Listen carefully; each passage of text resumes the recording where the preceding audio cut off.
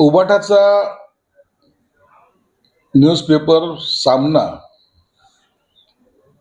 त्यांना मनाला वाटेल तसं ते त्यात लिहित असतात. त्यांना कुठून स्वप्न पडतात, कोण त्यांना सांगतं देव जाणे, परंतु काहीतरी गेस करून त्याची बातमी बनवण्याचं काम संजय राऊत हे करत असतात. देवेंद्र फडणवीसांना केंद्रात जायचं का नाही जायचं ते तर त्यांच्या पक्षाचा तो निर्णय आहे.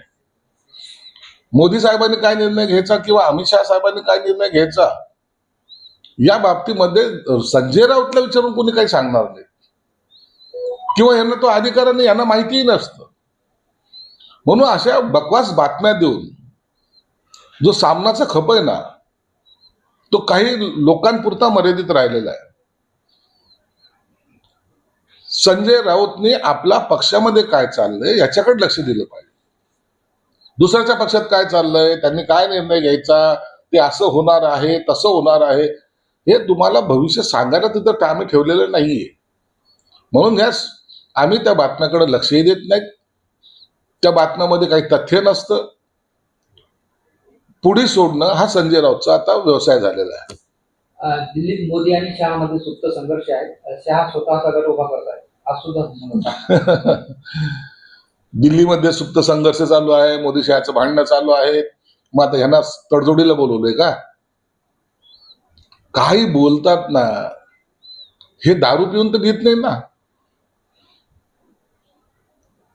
यांना अंदाज येत नाही किंवा काही कळतही नाही, परंतु काहीतरी फेक बातमी आपली द्यायची.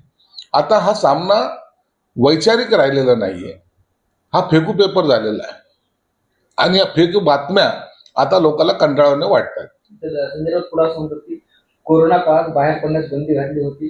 गेली काही दिवस मोदी सुद्धा असंच लाईव्ह येतात, लोकांशी बोलतात, मात्र ठाकरेंवरती फेसबुक लाईव्ह करतात असं म्हटलं जातं. कोरोनाच्या काळामध्ये एकनाथ शिंदे साहेबांसारखे नेते लोकांमध्ये भेटत होते, रेमडेसिवीर इंजेक्शन देत होते, ऑक्सिजनचा पुरवठा करण्यासाठी प्रयत्न करत होते, लाखो कार्यकर्ते रस्त्यावर होते. करोना काय तुमच्या पुरता मर्यादित होता? एकनाथ शिंदेना तर करोना सुद्धा झाला होता, परंतु सर्वसामान्यांच्या प्रश्नासाठी एकनाथ शिंदे साहेबांनी स्वतःला झोकून दिलं होतं. तुम्ही झोकून दिलं नाही, पण भेटायला येणाऱ्याला डबल मास्क लावायला सांगत होते. हा फरक आहे. म्हणून मोदी काय करतात त्यापेक्षा आपण काय करतो याला महत्व द्या ना. तुम्ही महाराष्ट्राचे मुख्यमंत्री होता, तुम्हाला लोकांमध्ये जाणं जर जमत नसेल तर काहीतरी मदतीचा ओघ तरी तुम्ही दिलाय का? म्हणून जे 2.5 वर्ष फेसबुक लाईव्ह होते, कॅबिनेट मंत्र्याशी सुद्धा फेसबुक लाईव्ह होते, म्हणून आता हे लोकांनी सुद्धा त्यांना फेसबुकवरच ठेवले. आता त्यांनी फेसबुक लाईव्ह करावं आणि आपला पक्ष वाढवावा. तर एकनाथ शिंदे यांच्या क्लस्टरवरून गणेश नाईक यांनी नाराजी व्यक्त केली. त्या म्हणतात की गणेश नाईकांच्या नादाला लागत तर त्यांची जागा त्यांना नीट ठेवू देणार नाही. बघा, गणेश नाईक दरवेळेला काहीतरी बडबड करत असतो. ना त्यांना पक्षामध्ये वजन आहे, ना त्यांना कोणी विचारतही नाही. एकनाथ शिंदे साहेबांनी त्यांच्या जिल्ह्यामध्ये काय करावं या बाबतीमध्ये ते सक्षम आहेत आणि त्यांचं आणि देवेंद्र फडणवीसांचं सख्य सगळ्याला माहिती आहे. म्हणून इतरांनी काय कॉमेंट्स केल्या त्याच्याकडे आम्ही लक्ष सुद्धा देत नाही. अमित शहा आणि सुनेत्रा पवार यांच्यात अर्धा चर्चा झाली. केंद्रीय मंत्रिमंडळ विस्तारासंदर्भात शहापुढे प्रस्ताव मांडला आज सुद्धा माहिती आहे. आणि शरद पवार आणि सुप्रिया सुळेंनी मोदींची भेट घेतली होती, त्यानंतर या चर्चेला महत्व. बघा, शरद पवार साहेबांनी मोदी साहेबांची भेट घेतली. काल पुण्यामध्ये अमित शहा साहेब आले होते.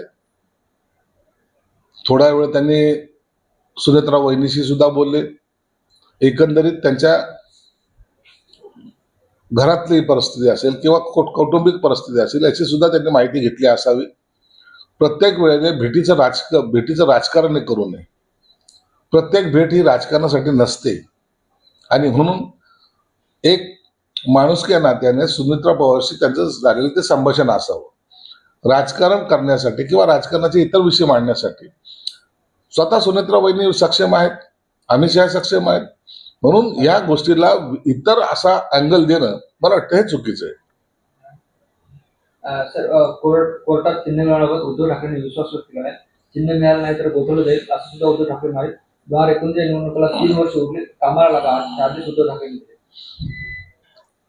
आता इलेक्शनला कामाला लागा इथपर्यंत ठीक आहे, परंतु चिन्ह हे आम्हालाच मिळेल, कारण की आम्ही ज्या मजबूतीने आमची बाजू मांडतोय त्या बाजू ही अत्यंत उद्धव साहेबांना सुद्धा माहिती आहे की ही मजबूत आहे. म्हणून एकीकडे आम्हाला मिळेल असं सांगायचं आणि दुसरीकडे नाही मिळालं तर कामाला लागा सांगायचं. याचा त्यांचा आत्मविश्वास हा आता ढासळलेला आहे. म्हणून आम्ही चिन्ह हे नक्की आम्हाला मिळेल आणि आम्ही आमच्या पद्धतीने पक्ष सुद्धा वाढवू. तर राज ठाकरेंनी एक मोठा आरोप केलाय. सिद्धिविनायक मंदिरातून त्या दानपेटीतून दरवर्षी 18 कोटी रुपये दान चोरीला होता असं राज ठाकरे म्हणाले. नाही, त्याबद्दल मला काही कल्पना नाही, परंतु निश्चित असा काही आरोप केला असेल तर सरकार म्हणून ते चौकशी करतील. तर काल अभिजित दीप्तीने एक मुलाखत दिली. ते म्हणजे लोकशाहीसाठी सरकार बदलायला हवं आणि 2029 मध्ये पॉलिटिक्स स्टँड नाही. नाही, त्यावर मी काही कॉमेंट्स करणार नाही.